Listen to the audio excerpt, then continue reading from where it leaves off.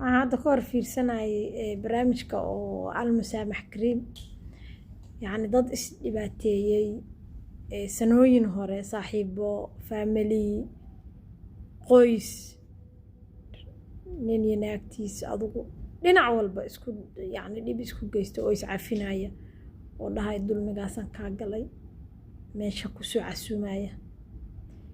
weli Soomaali dulanka carabtaas isku geysato kale isku geysan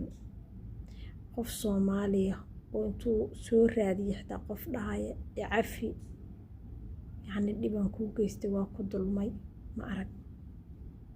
ma iskala weynahay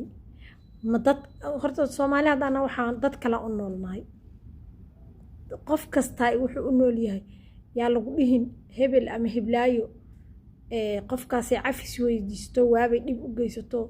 malaha dhib baa ku dhacay saasay ay dhibkii ku dhacay bay qofkaasi cafi dhahayso Soomaalida qurbaha markay dhibka wadanka ka tageen wadamo kala tageen mar labaad bay wadanka dhib u geysteen qabiil wax xambaarsan yihiin dulan badan colaaduhu markay dhacayeen dhaqaale ay soo direen wadanka dulan waa uga dhacay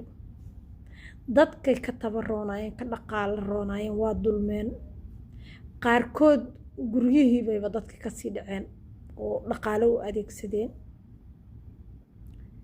dhibka ku dhacay dadkii qurbaha aaday ama ilmahooda gaangis ha noqdeen ama ilmahooda darooga ha qaadeen ama ilmahooda jeelal ha galeen dulan ay galeen waaye dulan ay galeen dulmi bay galeen maadaama ay meel nabada tageen wadan gaala ha ahaado laakiin xabadii aa ka soo qaxday meel kuu dhaanta oo aa shaqo ka helaysa markaa tagtid inaa ilaahay ku shukrisid oo ilaahay isku xirtid waa leedahay laakiin markaad dulmi iyo qabiil iyo reehbel maxay sameeyeen iyo reehbel waxaasay nagu sameeyeen markaad tiraahdid ya dulmigaas waa kuu kayd meelo ku yaala markaan arko dadka qurbaha dadka xitaa qurba nacaskan jooga